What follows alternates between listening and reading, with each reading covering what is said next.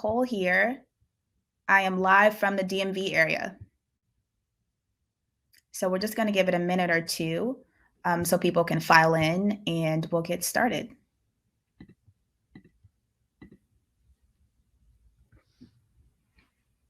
Hi, Isaiah. Hi, Boris. And in the meantime, while people are filing in, hi, Malir, why don't you go ahead and just let me know where you're tuning in from?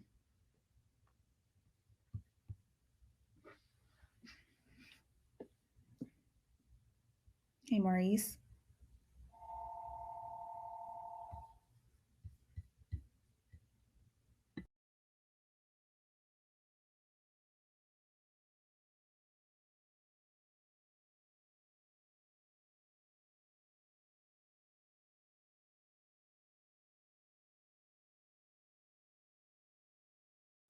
All right, we've got Philly, New York City is Sosa. We've got Chicago. Fantastic. All right, we'll give it about another minute till 10:17, and then we'll get started because we have a full session. So I'm going to talk to you guys a bit about Immerse and Bubble and briefly my own founder journey before we jump into a demo.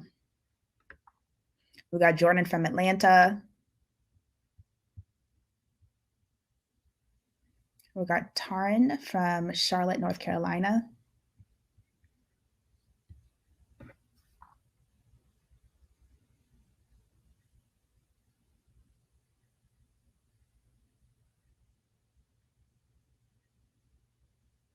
We got some pretty strong Atlanta representation. Fort Lauderdale. How you doing, Felix?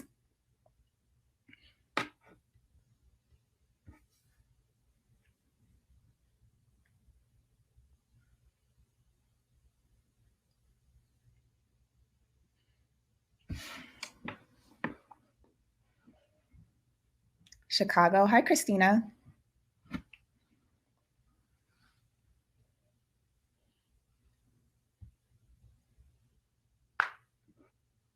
Okay, so why don't we jump in?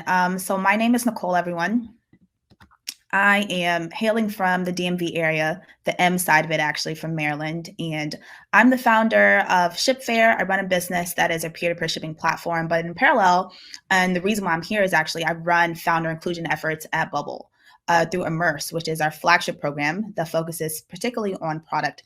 And so I'm going to get a bit into Immerse in a second. But part of the reason why I'm here is to really show the power of no code and specifically through Bubble through my own founder journey. So let's jump into that. So many of you here, I'm sure, are entrepreneurs, whether from a small business perspective or startup. And I started my journey about 2 to 3 years ago. And my background is in shipping, the shipping industry. I've spent a lot of time in West Africa and port authorities, helping small businesses try to reach their customers globally. And I found that it was really difficult for entrepreneurs in the textile and apparel space. And I got this itch to try to figure out how can I formalize these informal shipping networks that exist around the world. Really, not only from Liberia, where I was based, Liberia to the United States, but countries throughout continental Africa that had really strong diasporas outside of the country. And so I started with very simple, basic Google Forms. You start really scrappy. So I had one where I could list the shipping details or of the parcel, and then another where a traveler could list their travel details. And I did that matching manually for a very small group for some time, just to get an understanding of what was happening here, what information I needed. And although it wasn't sustainable, couldn't do that for a really long time, I learned a lot. And ultimately, 2 years into this journey, I was able to build what you see here on the right, ShipFair, which is our current platform that connects and does what I was actually trying to do manually. It's now automated. And so I want to jump into my journey. So I had 3 main phases before I got to building something on no code. One was working with development shops, but I found that it was super expensive. And at that point in time, especially when you're really early, I was still learning and still gaining insights. And so I didn't need a partnership that was going to act more of like a fractional or external CTO. And then I moved on to working with trying to figure out how I could build something with a freelance developer. And at the time, I didn't know what I didn't know. So it was very difficult as a first-time founder to figure out what skill set I really needed in a freelance developer. And secondly, not every freelancer had the temperament to work with a first-time founder. So I had lots of questions. how do we do this? What's this process? And not everyone wants to be very transparent about what that process is. And lastly, as I'm sure as most entrepreneurs do, you talk to young folks, to students who I talked to a lot of students who've been programming since they were like 4 years old, right? And they were the most transparent about what this product building process is. And they were the most helpful, but they didn't have that client side experience. So the experience was not entirely professional. They didn't have the frameworks to build a product with a client. But ultimately, I landed on Immerse at Bubble, and I was part of their inaugural cohort where they helped me build the front end that you see here that I showed in the first slide, but then most importantly, the backend workflows and attach a database to my platform. So I was able to build a really fully functional web application that I built myself. There was certainly a learning curve for me to learn how to use the platform. But my product currently is powered by Bubble, and that was possible through the Immerse program that I now lead. And so let's get into what Immerse actually is. So we're really focused on, as I said earlier, that niche. So entrepreneurs here, I'm sure whether or not you want to be or not, you are your first product manager. That's really what it comes down to. So you are tasked with talking to users, going into that ecosystem and figuring out what are the pain points for your users, right? And whether you want to be in that position or not, you are. So we are really focused on, a lot of pre-accelerators focus on customer discovery and helping you figure out the business model and those sorts of things. And those things are important. And we go over them in the business core of our component at a very high level. We're really focused on the niche of entrepreneurs who've done a lot of that on their own in a very scrappy way and are now ready to specifically build their first high fidelity MVP. So low fidelity, we have a lot of people, we're 2 weeks into our current cohort, and we have a lot of people who've built various versions of products, right? So for me, it was the 2 Google Forms. That was my first tech stack, you guys, to start really scrapping. But now they're at that point where they need to automate the process and want to get something out into the market that is beautiful. And so the founders leave with a fully functioning product in 10 weeks, and they leave with tools to continue building after this, right? Because the marathon continues after you build your first MVP. You haven't really arrived. You're still going to go out into the market and continue testing. So our program is really infused with a lot of lean methodology and product management tools that you can leave with after the program and continue building, continue learning as you put your MVP out into the market. And ultimately, we have a demo day, and there's a $5K cash prize, non-equity, and you get 5,000 in platform credits. So ultimately, I want to talk about why Bubble stuck for me. And it really came down to the control that I wanted as an entrepreneur. The space that I'm in as a founder is really interesting, and there's so many rules and things when it comes to international trade and security that vary from country to country. And so when I wanted to make a change, I didn't want to have to wait in line to speak to a product manager to then give those changes to a developer in order to make changes. And also, resources, right? The resources is the biggest, I'd say, resources in your time. Those are the biggest values that you have, or the biggest assets, that you have as an entrepreneur. And I wanted to be able to save money and not pay 10 to 20,000. I was being quoted by these development agencies. And then time and effort. I think as an entrepreneur, you get down to the nitty gritty, and you have to decide at some point what part of your business you're best at. And the rest you make external. You hire other people or something of the sort to take care of those parts of the business. And so I think when it comes to your sweat equity, the reason why Bubble stuck for me is because I wanted to put my sweat equity into the marketing and business development side of the business. And that was the part that I was best at. And so what is Bubble? Bubble is a no-code platform that is extremely open-ended, and we differ from those other no-code platforms out in the market because we offer you a really robust platform to put together not only functionality, but you can add the elements on the front end, and also you complement that with a database and database management. So not every tool allows you to do that. And if you get over that learning curve, which takes about 3 to 20 hours just to become somewhat proficient and know your way around the editor, which you'll see in a second in our demo, you have the same sophisticated powers as a web developer, essentially. And we are, at the moment, the only tool that lets you build a service like Airbnb and Twitter. And so how does it work? We'll go into this in a little bit more detail in the demo, but essentially you are building your interface element by element. And then beyond that, you build functionality into your platform. And this is all on top of your database infrastructure that you design on your own as well. So what can you build with Bubble? You can build marketplaces, social networks, SaaS products, CRMs, invoicing tools. We're probably not best suited for landing pages and e-commerce sites because Bubble, certainly you can build it on our platform, but it's probably not the most robust case. And so if you're looking to build something a little bit more extensive, you can like a marketplace or a social network, you can build that on Bubble. And so now we're going to jump into the fun part of this presentation, which is to build a to-do app. And I'm going to hand it over to our tech folks. Now we're at the fun part of this presentation where we're our final app called Just Do It. Need to add an item, take on a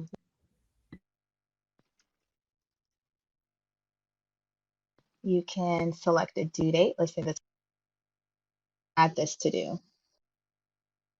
So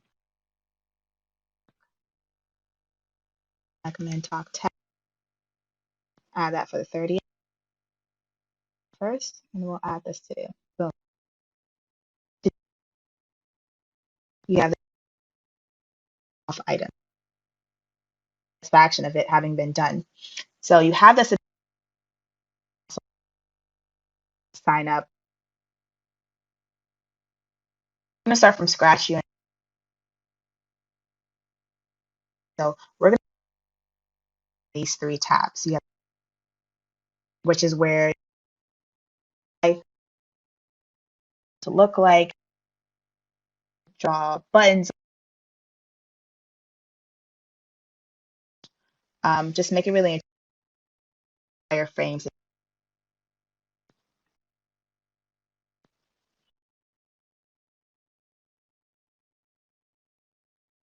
We got your data,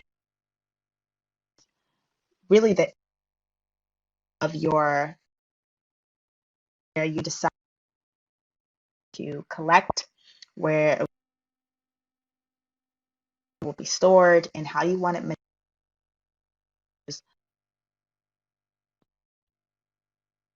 In part, really, the front end and the data. You what to click or when a certain interaction happens on your app. Very top. Okay, well, and the spirit of my happening in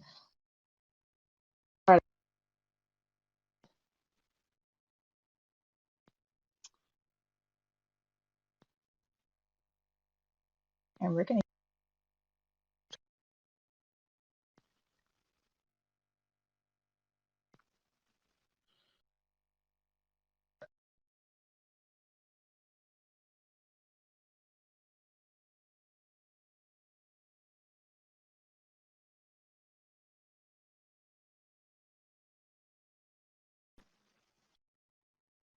now we're at the fun part of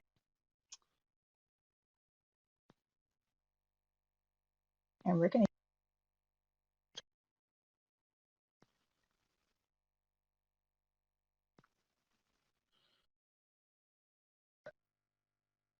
so we're going to use Just Do It.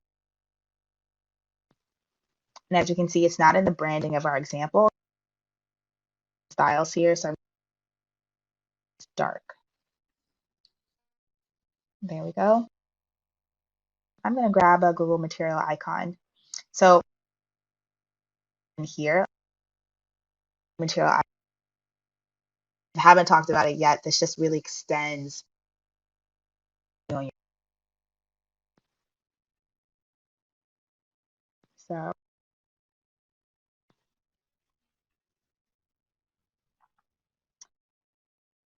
styles a bit. Just do it.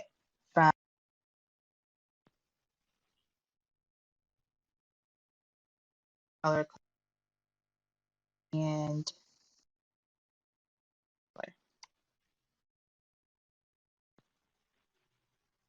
for those of you that you will spend,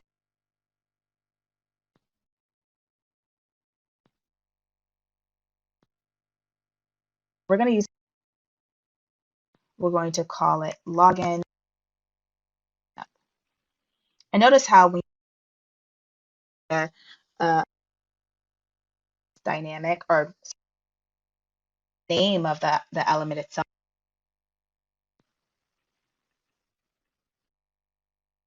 So let's preview this.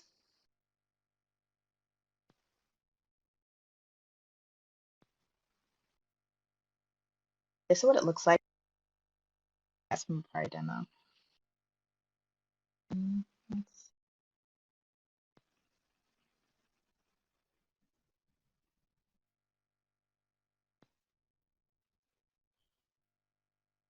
Moving.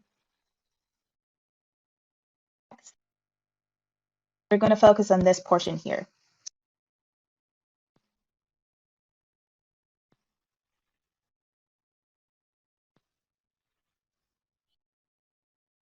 Also make information text dynamic as well. So we're not going to make the static. Instead, dynamic data, this blue ribbon here, grab the current, click on more so you can see that we have. We're going to select our example. There we go. And next, input fields.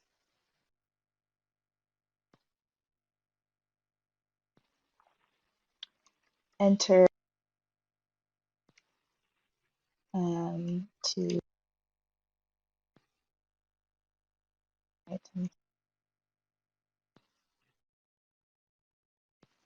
data.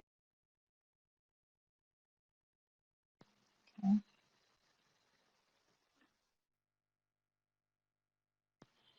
And we're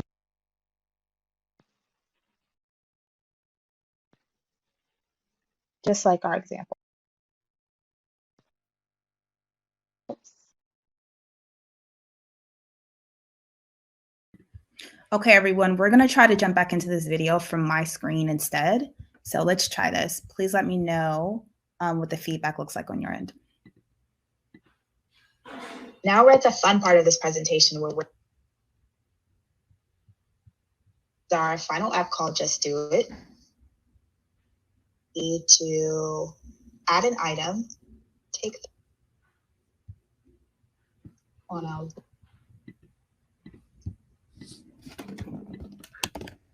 You can select a due date. Let's say let's add this to do. So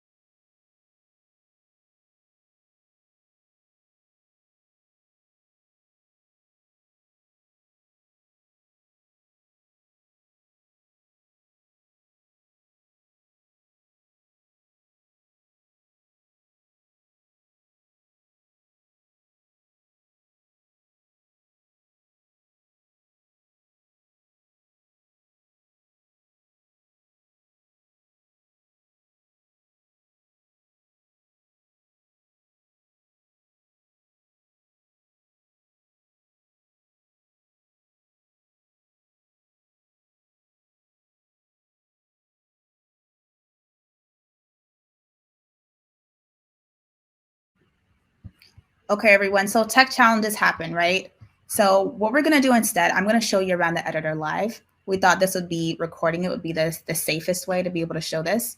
So instead, just give me a moment. I'm going to pull up the editor and show you guys around live instead.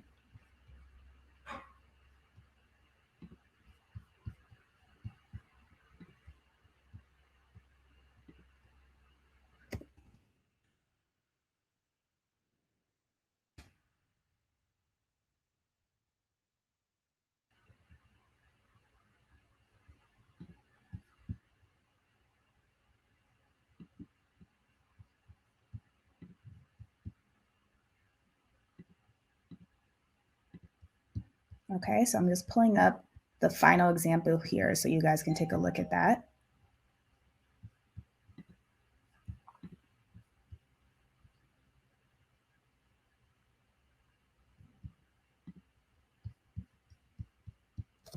Okay, so let me pull up the preview here for you guys and share my screen.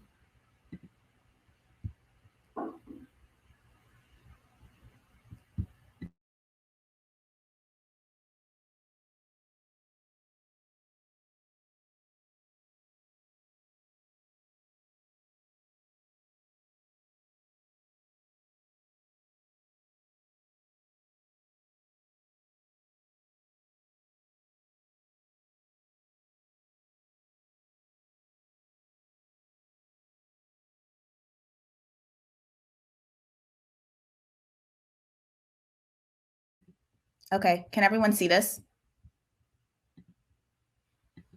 Hopefully you can. So this is our final application called Just Do It. And you have the functionality here where you have the branding in the top left. You have the ability to log in and log out. You also have the ability to, you have this input field here where you can say, so after this session, you guys want to network, or let's say shoot Nichole an email about Immerse. You can select the due date, let's say the 22nd, and add this here. Another to-do date, let's say the 28th, and you can add this. And so like any good to-do app that's worth its grain of salt, you should have the ability to, get that satisfaction of actually getting the thing done and checking it off. So that's what you're able to do here. It's very simple, clean. The UI is also very simple and clean. We have a background image here that, just to give it a little spice, actually, it's a picture of some palm trees in Miami towards the bottom. And what I'll do is, let's start by actually going through the editor itself, and I'll tell you a bit about what this actually is. So the editor is essentially your canvas. This is where you work on, there's a lot of things to be discovered here, but I would say the main functionality here that we're going to focus on is this section right here. So design, workflow, and data. So in design, this is where you focus on the UX and UI of your application. So you're able to grab buttons, you're able to grab pieces of text, you're able to grab images, anything you want your user to be able to do. Maybe to interact with a map, you will grab that here. So let me show you actually the map capability. There you go. So you can put some restraints on this as well. So you're able to grab these things and you're just simply placing them on the editor in the way that you like them to show up on the front end. And then you have this backend portion, right? So this backend is where you build the infrastructure of your application. So what you see here is the data infrastructure for the to-do app. So every application comes with the user as a data type, but then you build the functionality, you build the infrastructure for the rest of the information you want your application to collect. So we have a to-do data type here as well, and we have 3 additional fields. These come preset with every single data type, but we added a title here. And for everything I'll show you guys here, for every field that you add, you can think of this more of like an Excel spreadsheet. So every field that you add, let's say we add another one, title 2. For every field that you add, you have to select what type of field it is. So you select text, or you'll select that it's an image, you'll select it's a numeric range. And that's important because once you tell your application what type of data it is, then it opens up the possibilities of how data should interact on your application. And so then moving on, you have this middle portion here, which we call the workflow, right? So the workflow is important because it connects design, your front end of your application, and the back end. And so here, this is where you tell your application what to do. And so you see the designed, the current action flows, the workflows that we have right now are, for example, when button add this to do is clicked, what should happen? What I built here is that it creates a thing, which is what the language that we use in the Bubble universe. It creates a thing in the database. And when it creates a thing in a database, this dialog box that popped up here, what is set in the database is that the title should equal the input title's value, and the date should equal the date time picker's value. If you go back to the design portion here, and we show some of the hidden groups like group B, this is titled input title, and this is titled Date Time Picker A, right? So these are our input fields where once this button is clicked, that thing, because of this action, that thing is added to our database.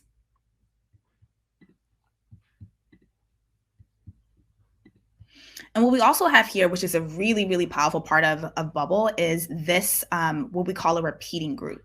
So you've seen repeating groups in all different types of applications. If you go to Airbnb and you put in, you want to go to Paris next week and you want to stay for 2 days, what will populate is a list of properties that fit that specific ask that you have, right? And so in order to do something like that, we have this idea, this element called a repeating group, where you can list things, you can list properties, or if you're, an Uber type of application, you can list cars or riders or drivers rather that are available. It's a really, really powerful tool, especially if you're building a marketplace, to be able to list things in various different ways. One other thing that I want to show you here is that you can input static data. For example, Just Do It, the name of our app is static, but you can also make information in a certain field dynamic as well. So what we have here is, I can just demo this really quickly. So in our final app, we have the date up here, right? And it's showing Thursday, October 21st. And when you are inputting information, let's double click this again. What comes up is this blue ribbon called Insert Dynamic Data. You click this and there's a ton of different options. Again, like Bubble is very robust, and there's a lot that you can build into your application once you think about what the infrastructure should look like. But we want to showcase the time. Sorry, not the time, but the date value.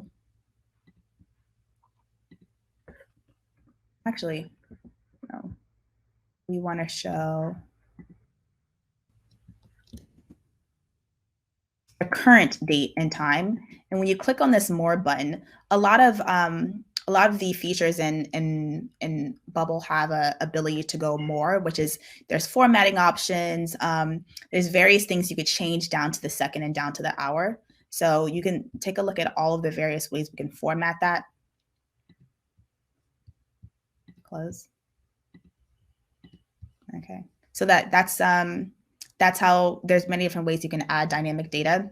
Another really interesting thing is conditionality in Bubble as well. So these are just an additional set of rules or parameters that you want your app to follow through with based on certain actions. So for the sign up login button, when you are signed in, let's refresh here. And we'll wrap up in a moment so I can answer you guys' questions. So when you're signed in, you want to give the user the ability to then sign out. So the way you do that is not to draw an additional button, but to add conditionality to that button itself. And the way you do that is here. So every element has the ability to add conditionality. You just click conditional here.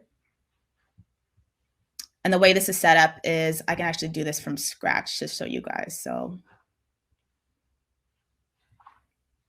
let's, okay. So when current user is signed up, you change which property, you select what property you want to be true based on this. So we want a certain type of text to show up. So initially it's a sign up login that shows up here, but we'll change this to log out. Again, then there's various different things you can do. So you can change the font size, make it bold, italics. Again, for a lot of you who are aesthets like me, you spend a lot of time on styles. You will spend a lot of time in this part of the editor because you'd want to make your application look really clean. You want the UX, the UI to be very clean as well. So you'd spend a lot of time in styles and with conditionals. And so on the fly, you guys, this is our application. This is our Just Do It app. I apologize we weren't able to see the entire video and build it from scratch together. But ultimately, Bubble is super robust. When you think about just what you're able to do as far as functionality, it really does give you a wide range of of ability to build a no code app. And for many entrepreneurs who tend to be non-technical, spending 3 to 20 hours in this is really helpful because you're able to build essentially, actually, a lot of people that come into the Immerse program come with wireframes, and they come with the idea of what they should look like, and they're able to build that plus more, adding the functionality to their application. And so I'm going to stop here, and I can answer any questions that you guys may have about Bubble, the Immerse program that I run. As I mentioned, we are 2 weeks into our third cohort. And we have some really phenomenal founders from all over the United States that are building really interesting things, like, for example, the Netflix for Beats. One founder is building a platform to help the average person shop their conscience. And so we have some really interesting applications that are coming through the Immerse program. So do you guys have any questions about, I can drop some of these links as well if you guys are interested in getting started in Bubble. I can drop some of these links in the comments as well.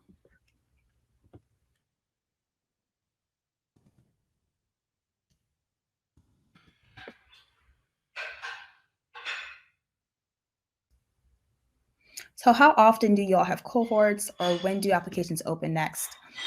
So our current cohort will be running up to December 16th, which is when we'll have our next demo day.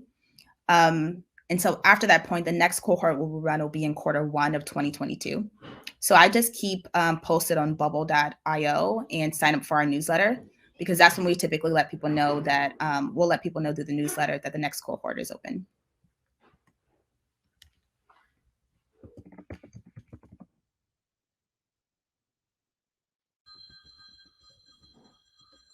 So we got bubble.io. You can get started in Academy. We have a lot of videos that you can follow along as well. If you guys have any additional questions, feel free to reach out to bubble.io, and they will shuffle these questions to me. Sorry, support@bubble.io. And yes, it's possible, Isaiah, to add custom code. A lot of questions. We have a lot of agencies, dev agencies, that use our platform and add additional functionality to applications by adding custom code as well.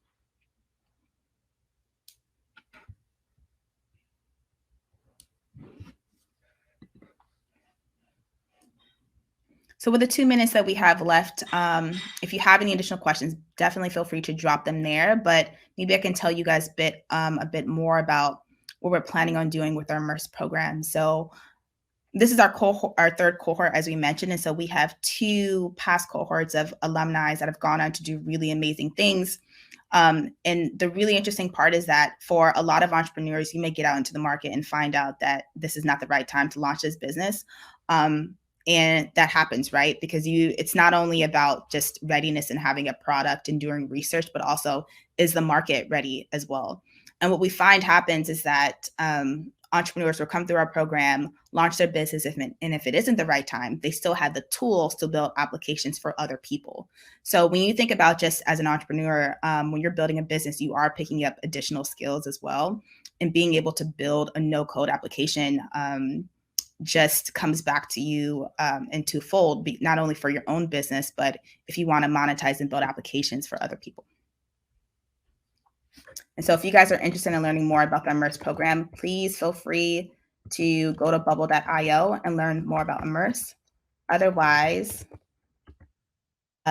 tech issues and all, it was a pleasure to connect with you guys today.